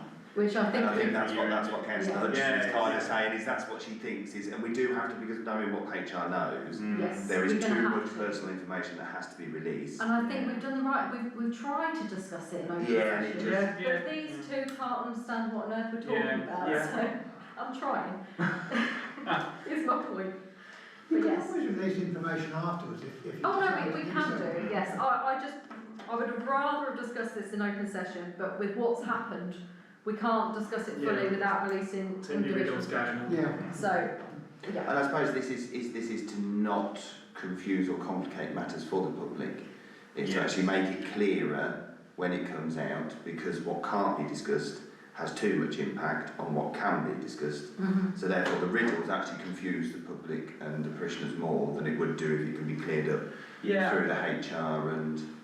I mean, all your item is to approve a job description, which doesn't contain information about salary, contains information about elements of a job which will be set out in statute without going to look for what defines the responsibility of an acting clerk. Surely this is, there's no, irrespective of, Yeah. I mean, I probably know more information about the state of play than most members of the public. I'm not going to let on, but I do know what's going on. Yeah. And none of that would dictate what has to be in a job description. I don't follow why the job description in itself is confidential. So at the moment, the agenda item is about an acting clerk. That may need to include other roles because of information about individuals. Yeah.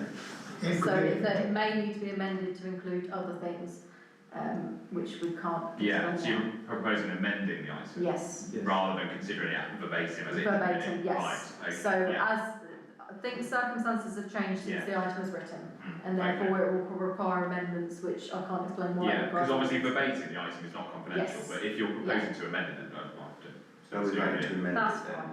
Yeah. Yes, I would be proposing to amend it, but I can't explain why or No, how we amend no, it. but we are So voting to we'll amend take it. it to closed session, I think we thrashed that out quite well. Yeah. But thank you. Yeah. No. Right. Okay.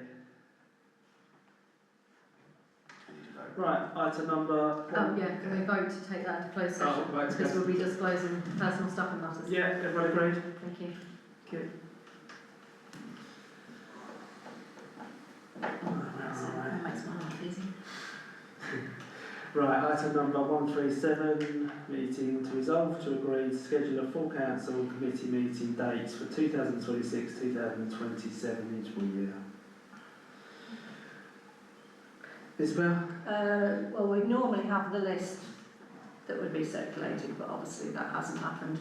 But if we can just basically agree that our dates of our meetings will be the second Monday of every month, and then at 6:30, Yeah. with your venue to be decided, because obviously some of them we go out to the villages, so we'd have to specify which they were, but we'd have to find out what dates the village halls were available. So this is talking about from May onwards, May 26th through to Right. April 27th. So we set the dates for the whole year, so it may be that we just, within the minutes it's actually listed that these are the actual dates, so that Okay. everybody's got them. And then they're there. That's what normally happens. Okay, so it's closed. Yeah, seconded, Emily. Yeah.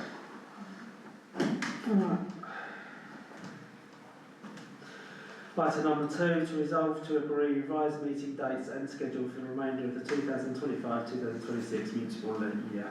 Isabel, what do you think? Well, that was basically because we were going to do our committee meetings bi-monthly, weren't we? That's what we agreed to do, but as we've only actually got one functioning committee at the moment, then... two. Then actually, there isn't really any point in setting dates. We just need to, once we've got a date set for our first, say, open spaces meeting, which will be in January now, then it will be bi-monthly after that, so. So we're not setting a date at the moment, but we are still agreeing that all committees, once they're functioning, will be bi-monthly moving forward until the end of this. Why? Because we haven't got enough members to actually make it work any other way, and there isn't, very often there isn't enough time between you meeting in that month and the next month to get all of the things done that need to be done, so then you're just recapping on everything again the next month. So to try and move things forward, it was decided for an interim period we'll do bi-monthly, so that if we have a meeting, say for open spaces in January, we'll have a list of things that we need to action, and then hopefully by the time we come back in March we've actually actioned them, which would be quite useful. Yeah, I'm very happy about that, but Not these meetings. no. No. I think that was what the issue was last month when it was discussed. Everybody went, oh no, not these meetings. No, it's not these meetings, it's just committee meetings. And if a committee has to decide something, produce a report, look into something, there may be some urgency. So if you provide you've got a provision that you can hold an extra meeting, Yeah, you if can that's still the do case, that. then it's not a problem. Yeah, you can still do an extraordinary meeting for a committee as well if you need to. And the reason this came about was discussions with the previous deputy clerk, when we were having discussions with non-full council and with HR, was that what was actually happening was you were spending an awful lot of time preparing agendas, minutes, supporting documents for every committee, when every committee was functioning, and had very little time to actually do those actions before the next full council meeting came around and the next committee meeting came around.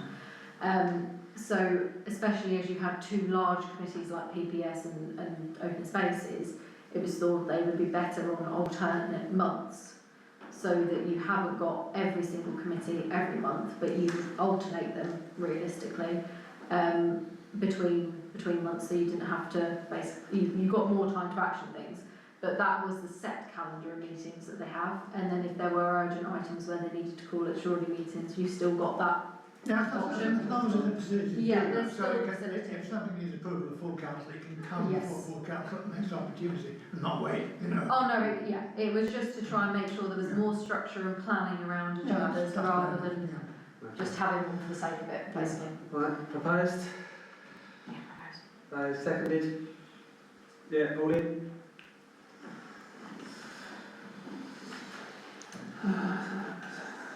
Right.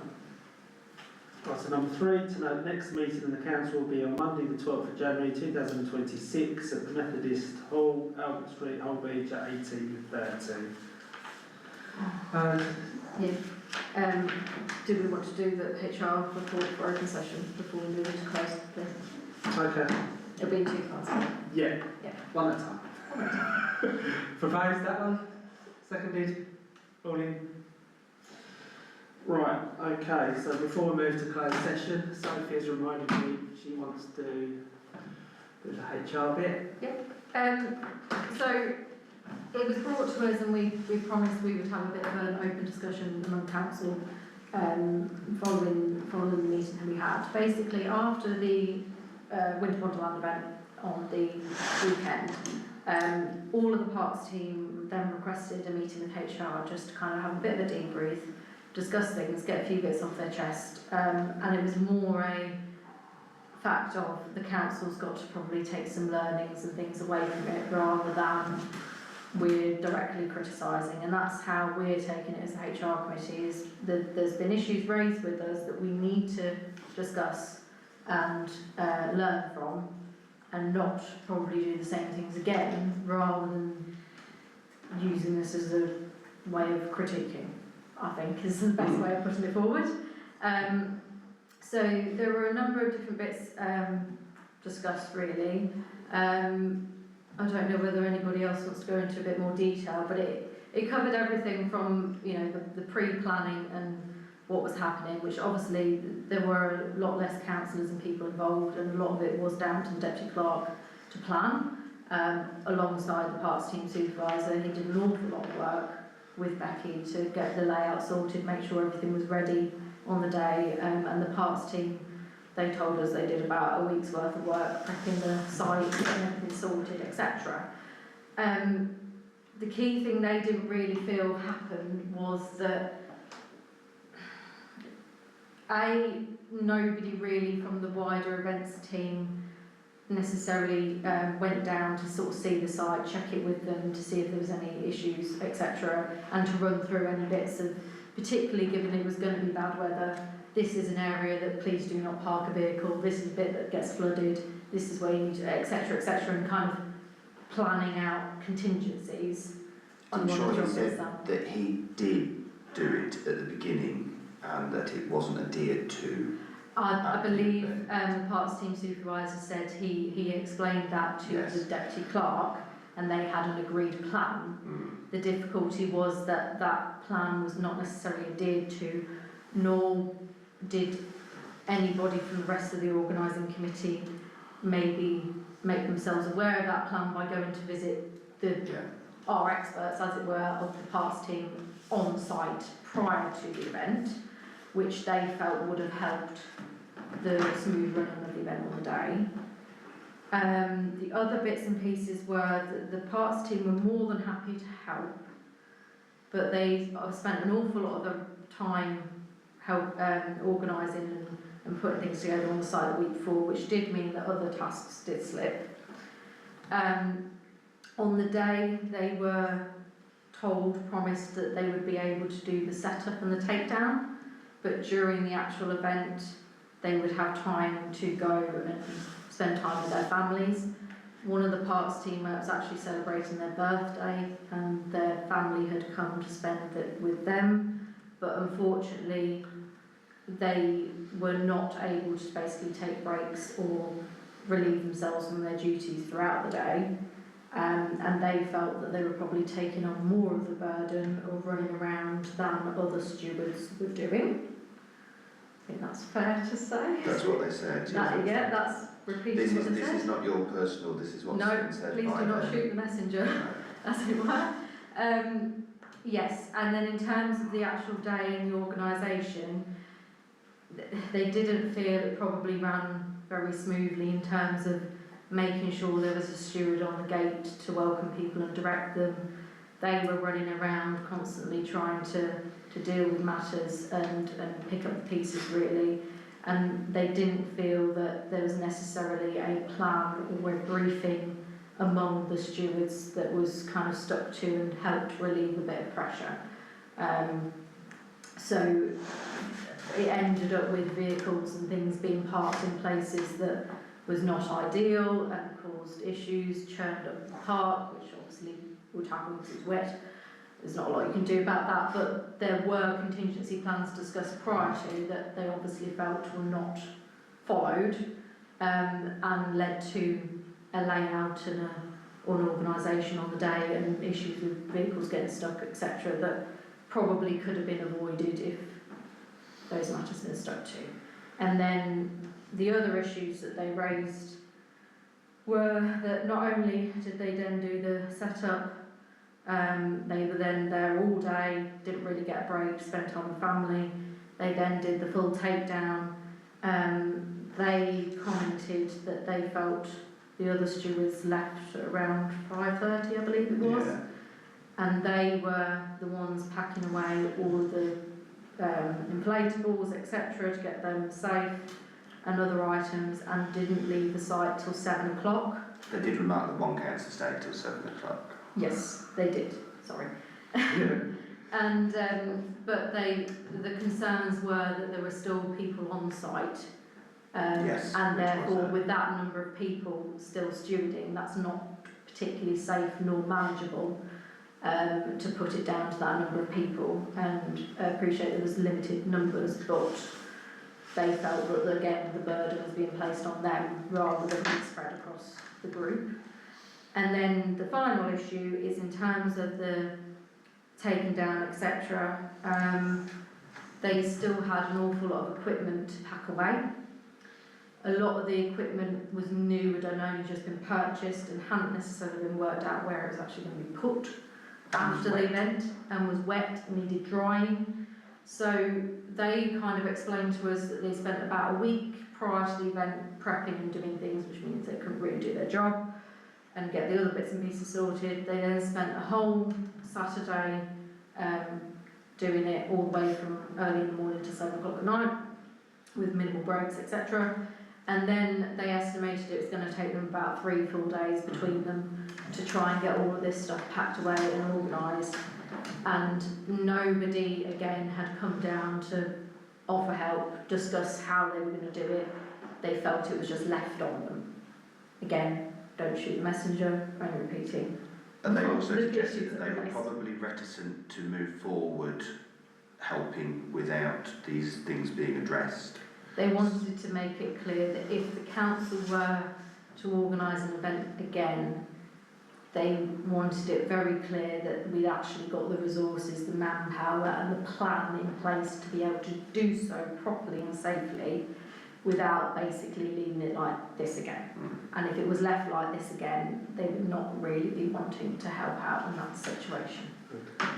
I think, yes, That was basically what that they said. summarises it, but this was in a HR meeting, just to make it clear. This was said in a HR meeting, They called all of HR together, we all met them, the whole parts team together, so we all heard what was said. And there, I did, Tim can have his part now because he's the chair of events, but I did apologise on behalf of events, mentioned that we've lost people, and this was Monday morning, like, Yeah, it was literally, very so soon after. that was very soon after. There wasn't really a chance for me to jump in and say, right, do you need any help, because this was 9 o'clock Monday morning.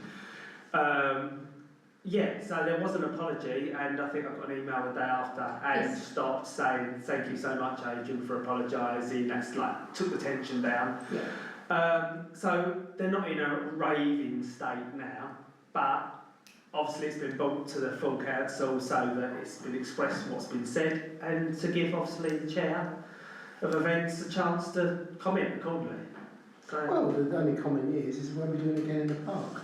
It's simply impossible to do a Christmas event of that kind in that location in that time of the year. It's just impossible. yeah. So it won't happen again. There's no two ways about it. Yeah, it was massively understaffed, but of course the issue was the rain and everything. There were lots of people didn't turn up. Lots of people were supposed to be there and weren't. Lots of stalls were supposed to be there and weren't. And as far as the issue of cars on the park itself, I was horrified when I saw cars, because I'd actually pulled a generator all the way from the other end of the park road and manpowered it all the way around there and left the trailer out there. And then I looked around next to me, and there's cars parked everywhere where I could have been parking. So I'm thinking, surely somebody's on the gate stopping these people coming in, but it wasn't, it never came up, you know. It was there was definitely a lack of coordination there. I was aware that it was going to be a case of there was somebody marshalling the gates.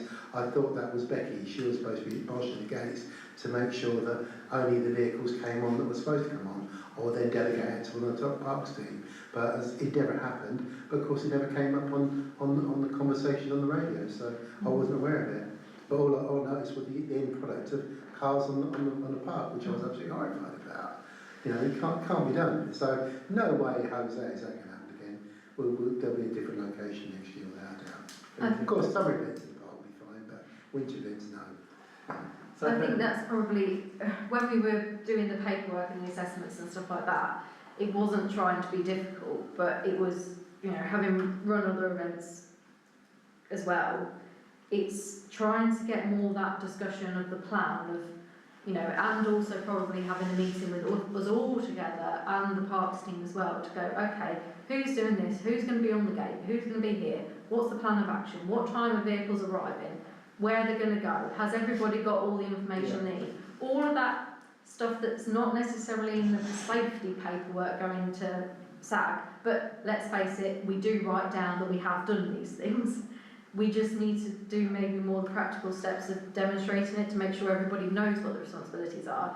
Because I think part of the issue was that the parks team really didn't want to let anybody down and didn't want the event to be a flop and felt that they needed to do all these things to keep the stuff going. Yeah. But because necessarily the roles hadn't been clearly assigned and the plan wasn't necessarily clearly in place, or it was but it hadn't been communicated, they probably took on a lot more than they should have done, because they didn't want it to. Well, and to accept that they are volunteer, they didn't have to be there. No. They volunteered their time in lieu, but it Yeah. was volunteered. So they should be respected the same as anybody who volunteers their time, really. And I think probably sometimes we forget that because they're employees, they still have to be given direction as a volunteer would be. But it's a learning curve, and I think that's what we as HR tried to explain Yeah. to the gentleman, is that it was there were mistakes made. Yes. But hopefully in the future those mistakes will not be quite so numerous. Can I just come in here briefly? I have to be careful here because obviously I've got an interest. I was there all day. Yeah. And I've been to a lot of events like this, a lot. And it actually, even in the bad weather, it went remarkably well. And was remarkably well organised. And yes, the park staff did work extremely hard. Part of the problem lies in the fact we haven't got enough councillors. And we don't take enough steps to try and persuade the councillors, new councillors who come on, that we rather expect them to turn up at events and help, and not just sit here and talk about it and then go away and leave it to someone else to do. I think most other parishes do that. And perhaps if we pass that information on to people when they apply, be co-opted, it might be helpful. I think, again, looking at the feedback on Facebook, etc., there's an awful lot of people in the community who do want to help with these sort of things. Yeah. And again, depending on different parish councils and what they don't necessarily expect that it's the parish council who organises absolutely everything. And I think, especially given there's only 6 of us around a table, we've got to accept that A, it's very useful to offload some of the burden and involve non-councillors in helping out, etc., and volunteering and possibly organising and bringing their ideas forward. But also, it's meant to be community events for the community, and there's a lot of people who would want to get involved with those side of things, but not necessarily all the boring stuff we have to do on the council. And it may be a bit of a learning curve that widening the net a little bit and reaching out to these people who do want to help and get involved might be a way of us not only improving the ties with the community, but also making sure that these events can go ahead and can go ahead safely without having to burden our own members of staff overly. I don't think to remind me saying, we've already started talks, haven't we, along them lines. I don't want to go on about this all night though, we've got plenty of the meeting, we've said our piece, we thank the Parks team for everything they did. I thank the public member there for sitting there for hours and advising of certain matters, and it's nice to be honest, thank you for your time. Right, so I think it's time to move to closed session. So, I'll propose. Proposed closed session, everyone in? Yeah. Right, before we do that, I'll just need water or Have a something. comfort break. Yeah, do you have a small break? Have a break. Why not? Yeah, Thank you for your time. No worries, take care. Oh, by the way, the DJ was very